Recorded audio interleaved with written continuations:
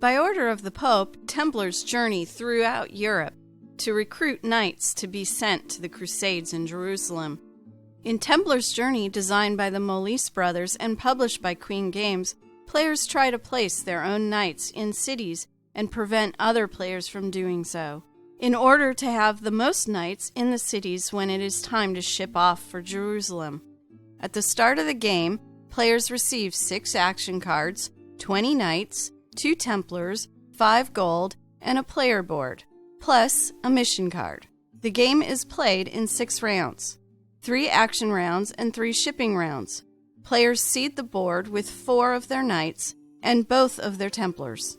Each action of the action round consists of 2 phases, moving the Pope and playing action cards. The Pope has his own track, which eventually leads to a harbor with an edict token for a particular city. These are randomly placed at the start of the game, and the city tiles are placed in the corresponding cities, along with an amount of gold based on the number of players. These will be the cities players will be trying to get most of their knights into. The Pope track consists of green flag actions and red flag actions. Moving the Pope onto a green flag action allows that player to place a knight into a city that their Templar is in. A red flag action allows that player to remove an opponent's knight from a city that one of their Templars is in. The removed knight is placed on that player's temple on their player board. It's not all bad for that player, however. Having a knight moved to your player board will allow the performing of special actions granted by the favor of the Pope.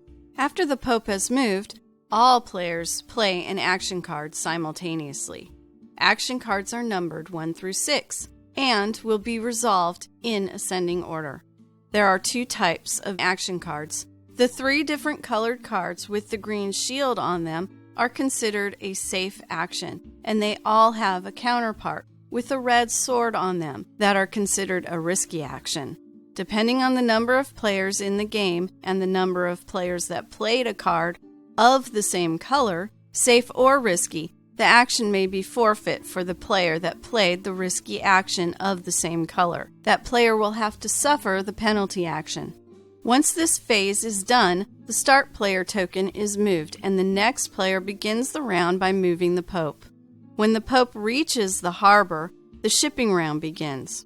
2 cities will be evaluated, and the knights are assigned to the ships. The player with the most knights in the city gets the edict token and 2 victory points.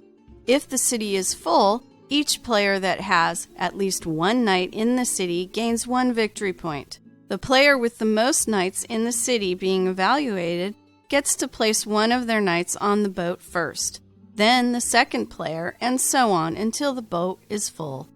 Any knights left in the city return to the player's temple on their player board. After evaluating both cities, the player with the most knights in their temple gains victory points according to the shipping round being played. During the second round of play, players that have knights in the temple have some other actions to choose from on their player board. This is the favor of the Pope.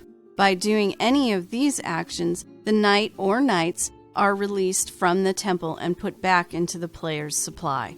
The game ends after the completion of the 3rd shipping round. Additional victory points are awarded for completed mission cards and gold. Templars Journey plays 3 to 5 players ages 14 and up.